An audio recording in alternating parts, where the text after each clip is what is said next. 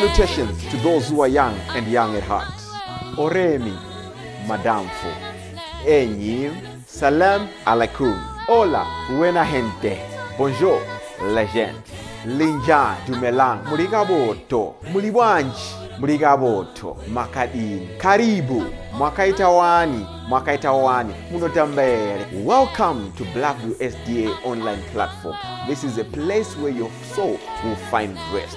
Did you know every Wednesday and Friday at 6:15 p.m. we have consistent midweek prayers? Not only that, during the day from Monday to Friday, if you need a soulful song, please tune into our platform and indeed you'll find rest for your soul. On Sabbath, which is Saturday, we have services from 8:30 right up to 6 p.m. What do you expect to find? We have got the church at study, Sabbath school, music. It's story time. Even our little ones, the children, will find solace on Blackview online worship platforms. Yes, not only are they going to receive a powerful sermon for them, but including the songs, and they'll sing the songs of Zion in the comfort of your home. Yes, you are waiting for the power hour as we receive the beautiful words, the wonderful words that come from the Word of God. In the afternoon, we have got powerful discussions, not only for the young, but even for the old, as we prepare this journey on this planet Earth before the sundown. Yes, there is a sermon that will usher you into the new week as you listen to God speak to you. What are you waiting for? Tell your friends about it. Don't forget to join us on YouTube and Facebook. Like our page and subscribe to our YouTube channel. God bless you as we meet on Blackview online worship platform. Nobody can stop me. Don't you wanna go? I'm going there. Nobody can stop me. Tine ukama, tine kufara kuza, miramu mawaka ake, chika morero runyara rokuza, miramu mawaka ake.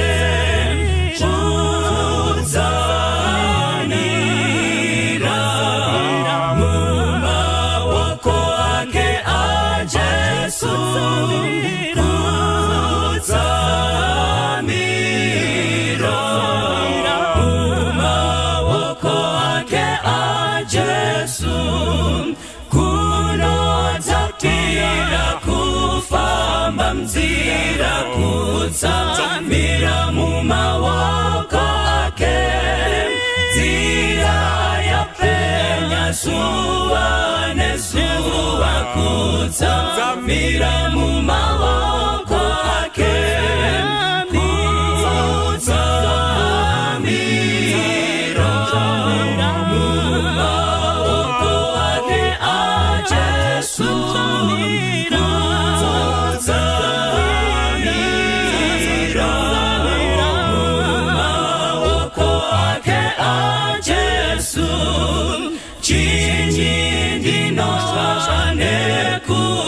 Zira kuza miramu mawako ake, geru nyararo ntenzi wapetwa kuza miramu mawako ake.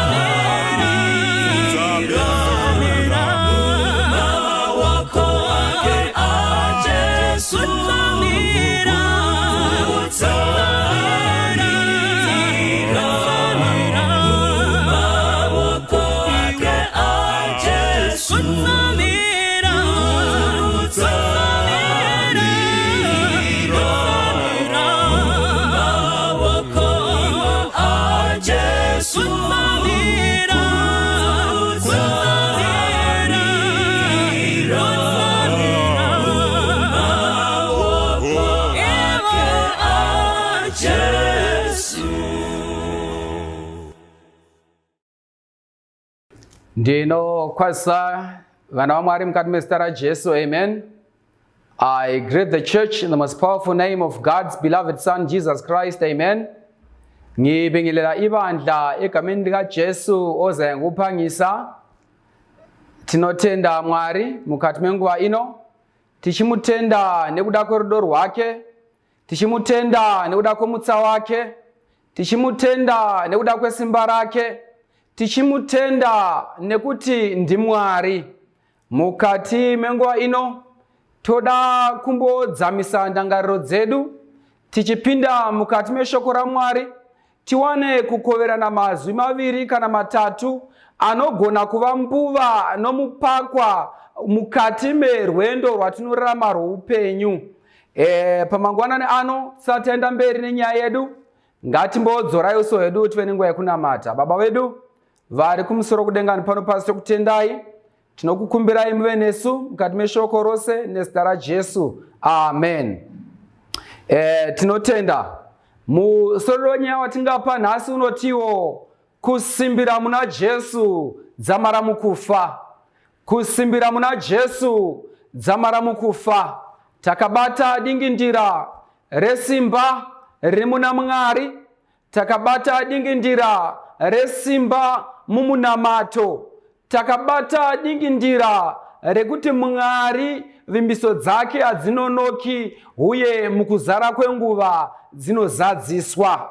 Tinotenda mukati megore ra 1952 mukati menyika yeScotland pane munyori mukuru anobata pfungwa dzangu, anosangana nechimwe chitiko chikuru chinobatawo kunyange nepfungwa dzake.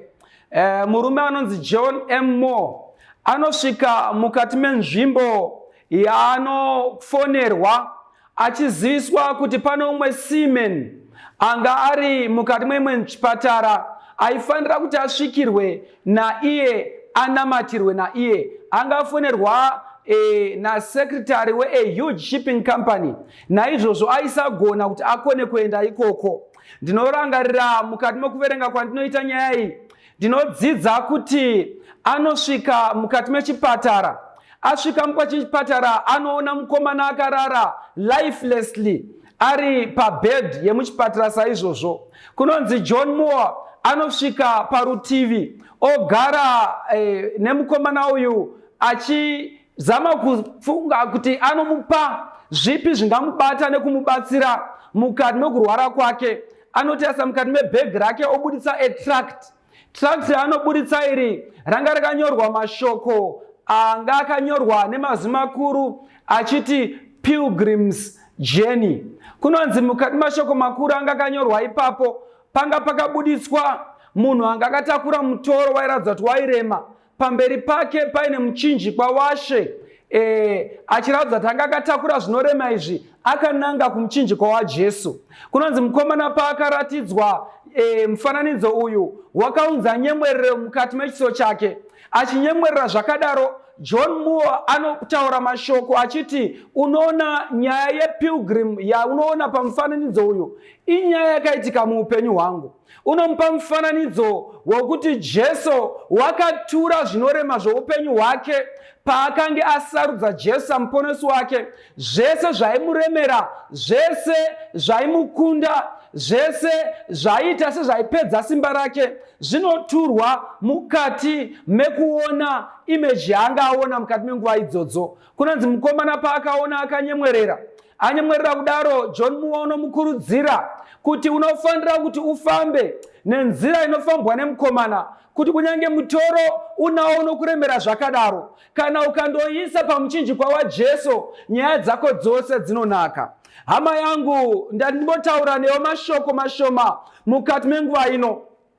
Nditi dzamisa ndangariro dzako zvishoma, kuti kana pane mitoro yaukatakura inokuremera zvakadaro, ndati ndikutaurire mashoko anozonyorwa nemuimbi John Moore manheru achinge agara nemukomana mukati mechipatara. Anonyora munamato anova mashoko anoti your burdens are lifted at Calvary. Mukati menziyo zhinji dzakanyorwa naJohn Moore dzinogona 150. The most famous and deep-seated song mukati lyrics ayo inziyo inoti your burdens are lifted at Calvary. Hama yangu ndinofarira mashoko anonyorwa na John Moore.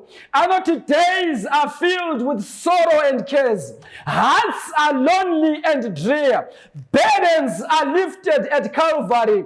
Jesus is very near. Ndoda kutaura newe hama yangu mukati menguva ino. Wapindana nenguva inorwadza, warwara mukati menyama. Wapindana nenguva inorwadza, warwara mukati memweya. Wapindana nenguva inorwadza, wasvetwa simba nemongo okuramba uchirerana pane nonguva. Imwe nhambo watombofunga kuti suicide is the way to go. Imwe nhambo wambofunga kuti depression inogona kutotora precedence yakadaro mukati meupenyu hwako. Sandizvo, burdens are lifted at Calvary. Jesus is very near.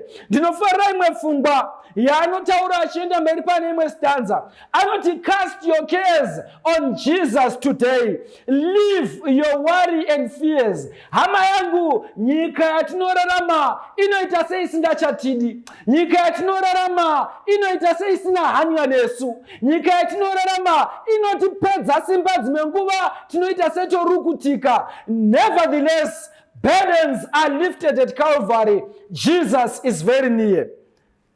Mukati mekufunga pamusoro pevhesi ingaya tibatsira mukati menguva iyo ino. Ndamanya mukati maLuke pana chapter 18. Luka chapter 18 pa vhesi ya 1 inotiyo zvino wakavaudza mufananidzo wokuti vanofanira kunyengetera vasingarasi moyo. Ndi Jesu unovaudza mufananidzo. Jesu wanga ari munhu waifarira kutsanangura nyaya dzinonzikwa zviri nani nevanhu nenzira yemufananidzo. Saka pano unogara navadzidzi ovadzidzisa pamusoro pefungwa yekufanira kunamata vasingarasi moyo. Teremzo zvaanotaura. Akati mune rimwe guta makanga muno mumwe mutongi wakanga asingatyi Mwari kana kuva nehanya nemunhu. Zvino kwakanga kune imwe shirikadzi muguta iro yairamba ichiuya kwaari ichiti ndiruramisirei kumuvengi wangu. Iye akamboramba nguva, asi pashure akati mumwoyo make, kunyange ndisingatyi Mwari kana kuva nehanya nomunhu, iyi shirikadzi ndinofanira kuiruramisira nyaya yayo. Iyi shirikadzi zvainonditambudza ndichairuramisira kuti irege kuzouya pashure indirove kumeso. Ishe akati, inzwai zvinorebwa nomutongi sakarurama. Ko zvino Mwari haangaruramisiri vakasanangurwa vake vanodanzira kwaari usiku namasikati kunyange achinonoka pamusoro pavo here? Ndinoti kwamuri, uchakurumidza kuvaruramisira. Asi kunyange zvakadaro, mwanakomana womunhu kana achisvika, uchawana kutenda here panyika? Mwari akomberere kuoneka shoko rake. Now, Luke chapter 18, Jesu unotaura navadzidzi vake. Pfungwa ndinoda inotiyo unovadzidzisa kuti vanyengetere vasingarasi moyo. Pfungwa iri pano ndeyekuti upenyu hwomutendi upenyu hwomunamato. Upenyu hwomutendi hunofanira kubva pazvinhu zvepanyika zvisina maturo, pazvinhu zvepanyika zvisina pundutso, pazvinhu zvepanyika zvisina upenyu husingaperi. Unovadzidzisa pfungwa yekuti deno waro imwe nguva masiya kuona mamuvi nokuwanda kwawo.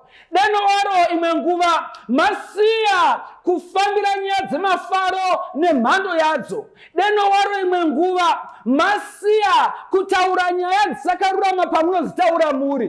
Deno waro masiya nguva yamunopambadza muchiteerera dzimwe nziyo dzisingakuvaki parondo roupenyu.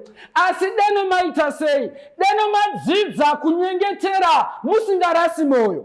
Jesu waizviziva Pa-21st century chikwata chizhinji chinenge chiri pole-axed by troubles. Waizviziva pa-21st century breed yevana vachazvagwa vana vasingateereri vabereki. Waizviziva kuti vanhu vachadzingwa nokumiswa mabasa owing to COVID-19. Waizviziva kuti mukati medzimhuri vanhu vachinge vagara vasina kwavanoenda vachasvika pakukwesherana nekunetsena zvisingabviri. Saka Jesu comes out remedial. Anoti anodzidzisa vadzidzi vake kuti vagone kunamata vasingarasi moyo. Zvinhu zvandataura zvandalista zvinhu zvokuti munhu akazvibata akazvifungisisa zvinomupedza simba, akazvibata akazvifungisisa zvinomudzorera kumashure, akazvibata akazvifungisisa anogona sokuti hapana kana chandoramira paupenyu. Asi Jesu une solution. Sunga 1 sunga dozen. Dzidzai kunamata musingarasi moyo.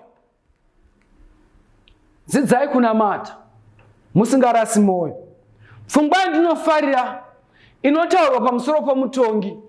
Panotaurwa pamusoro pomutongi anga asingagoni kuita zvakanaka. Mutongi uyu taigona kubata zvinhu zviviri kana zvitatu zvakaipa zvaidzikamwa panguva yaJesu chekutanga. Vatongi vanhu vaiva so corrupt. Munogona kufunga corruption nemazera ayo munyika kana kunze. Asi corruption yaitwa nemajudges in Jesus time yanga isina kumira mushe. Saka munhu wokuti aisagona kururamisira kana pasina bribery. Ndo pfungwa yekutanga. Pfungwa yechipiri yatinogona kudzidza pamusoro pemutongi uyu ndeyekuti mutongi uyu waisagona kungoruramisira kana pasina ukama hwanga huripo. Ingadzidzwa mukati menyika seinonzi nepotism kana favoritism yekuti munhu anoita zvinhu maringe nekuti anozivana here. Saka neshirikadzi vanga vasingaziva naizvozvo panga pasina machances ekuti aigona kumururamisira. Then chimwe chikonzero chaiitika chekuti vanhu ava vaigara vari busy nebasa, busy nemadeals aiva neshira necorruption. Saka mukana wokuti ape shirikadzi isina kana PO box panga pasina. Ndandimbotaurawo nemwe munhu panguva ino kuti Jesus has special attention for the downtrodden of the society. Jesus has special interest nevanhu vasina PO box, vasina address. Jesu anoti kana achigona mambo uyu kururamisira shirikadzi nekuti yaramba ichinetsa angagona kuita zvakanaka zvinengei kune vanhu vanokumbira vachikumbira nemuzvokwadi. Saka tinodzidza pashirikadzi chekutanga tinofanira kunamata tisingaori moyo. Dambudziko raita nyika iko zvino, we do not take prayer seriously. Vanhu vazhinji vanomuka setsuro vachirara semadzimambo. Kumuka chaiko munhu asina kana kunamata chaagona kufunga kurara ari online achitaura nyaya dzinei naMwari. Paamuka aita his daily convocation isinei naMwari.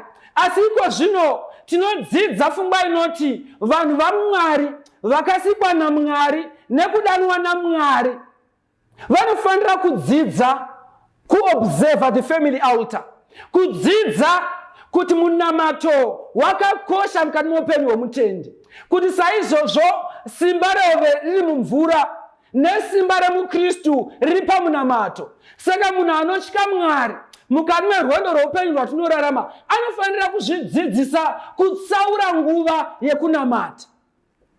Nawo pfungwa yandinofarira pafungwa iyi ndabva ndamanya kurangaridzwa murume unonzi John Knox.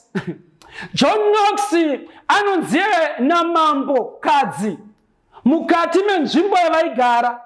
Hanzi ina handityi even the mightiest army, ina handityi kunyange masoja akawanda zvakadini, asi ndinongosvika koga John Knox kana ari pamabvi.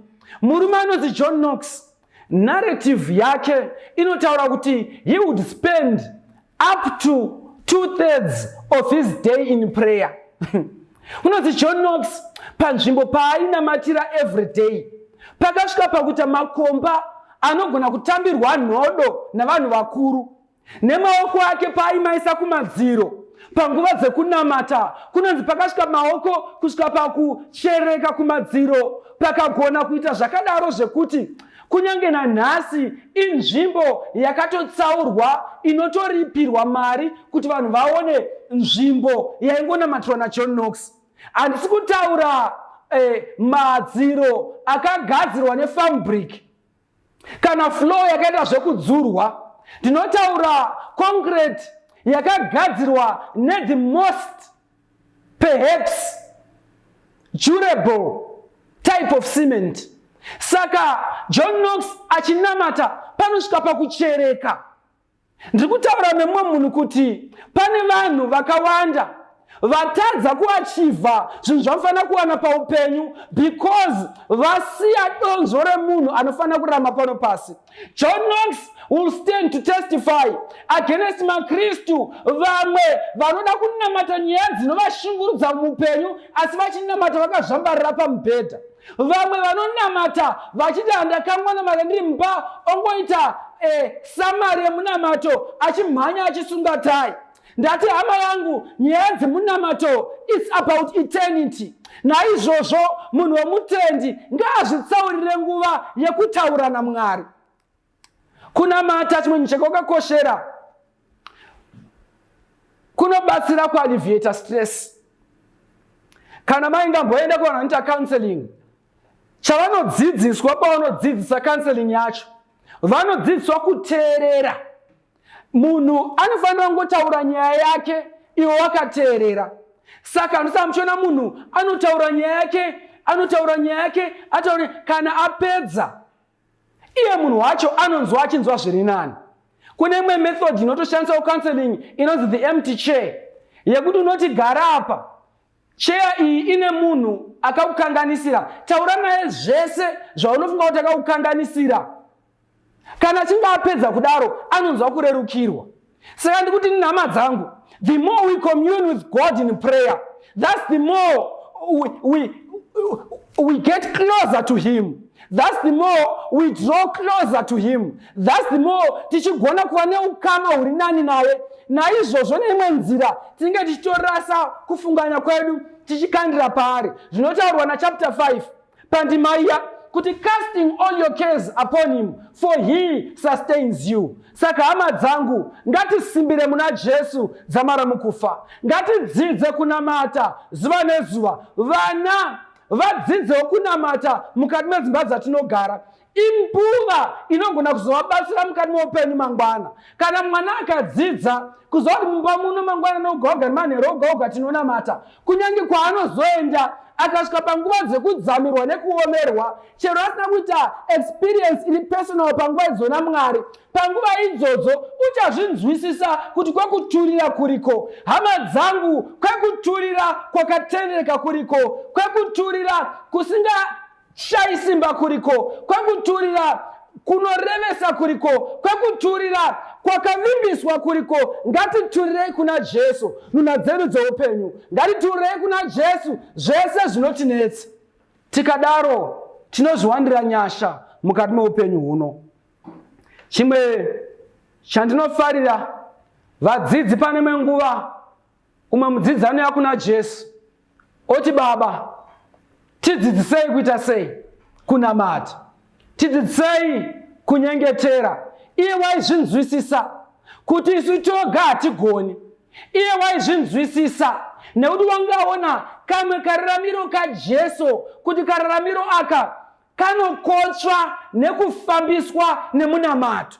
Waizviona kuti lifestyle yaJesu haina chimwe chinhu chakaibata kunze kwelifestyle yemunamato. Saka chiona Jesu achifamba kudai, ndinodawo kurarama mararamiro omurume uyu. Saka naizvozvo osvika kuna Jesu oti, Mwari, tidzidzisei kuita sei kunamata. Pakupedzisira, mukati meBhaibheri tinodzidza pamusoro pevanhu vanga vakasimbira muna Jesu kuburikidza nemunamato. Tikabata Dhanieri neshamwari dzake, vanhu vaidzidza kukosha neudzamu hwomunamato. Ere ndorangarira panguva iya vasvitswa pachomanikidza vakakwanisa kuratidza nyika yose kuti mune simba mumunamato. Daniel pache zvake wairarama upenyu huno munamato. Jesu achifamba pano panyika, his life was punctuated by prayer. Naizvozvo sesu sevanhu vanorarama mukati menguva ino, ngatiraramei tiri mukati memunamato.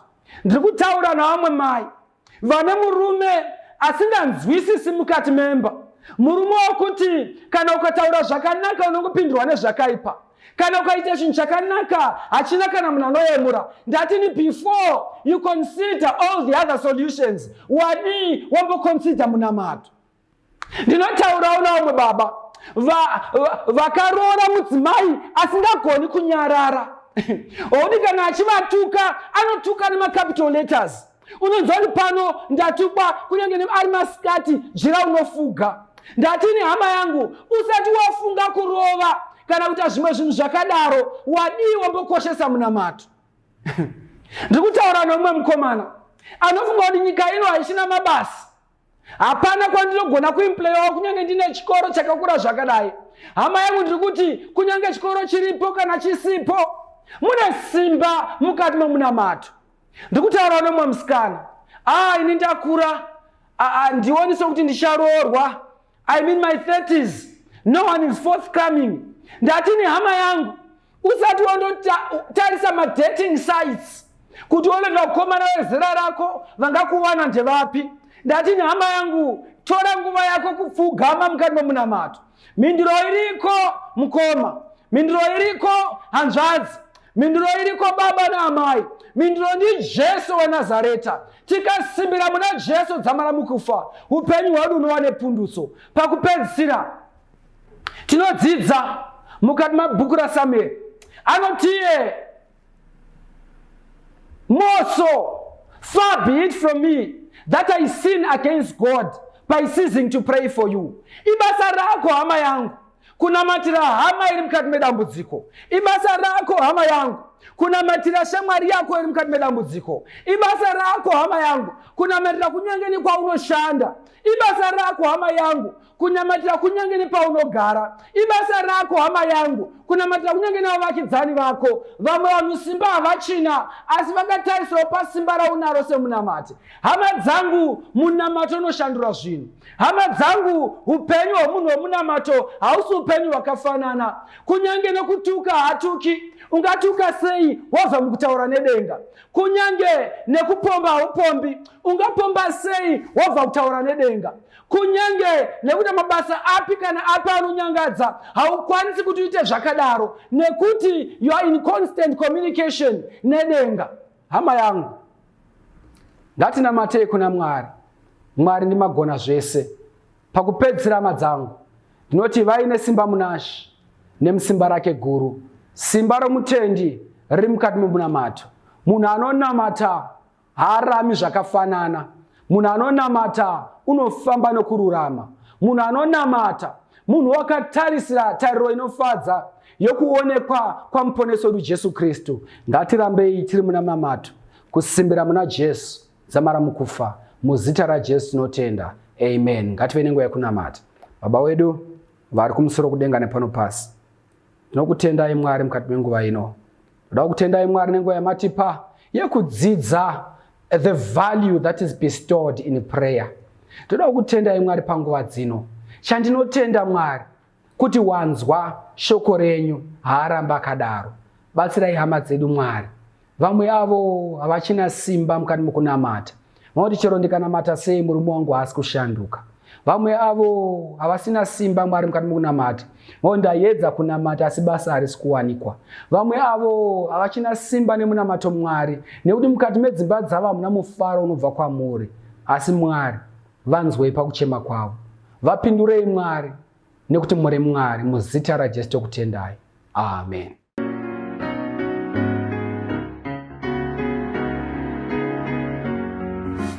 Kristo mukatendi akutuma eno onemu nodo mumawoko enda sangana emu yezishinga biro sekamba utarize mandu iwakamba ona iwakamba utarize mandu ona iwakamba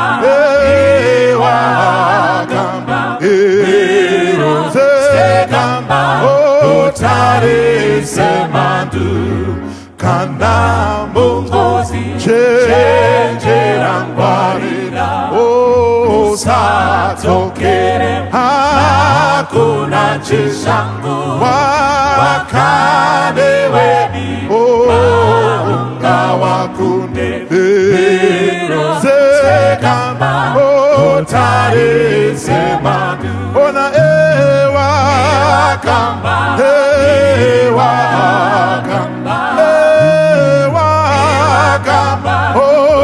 utarize mandu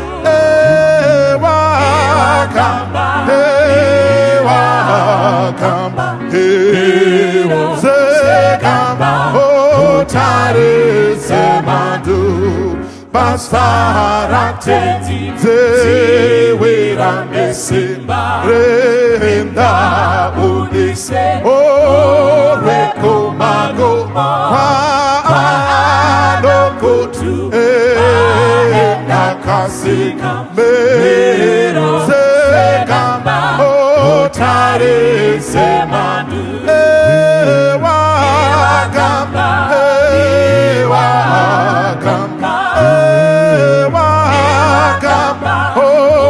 utarize mandu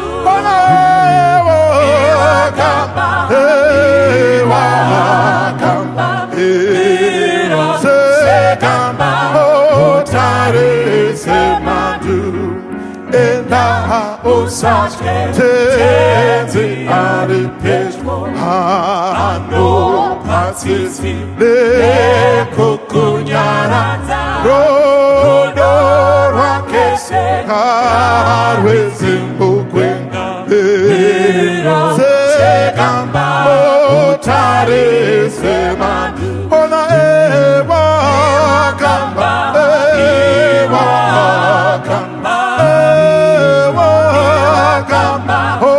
utarize mandu ewakamba sekamba utarize mandu ewakamba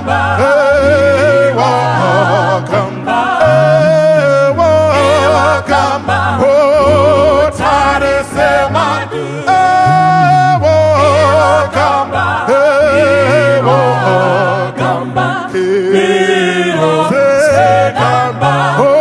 utarize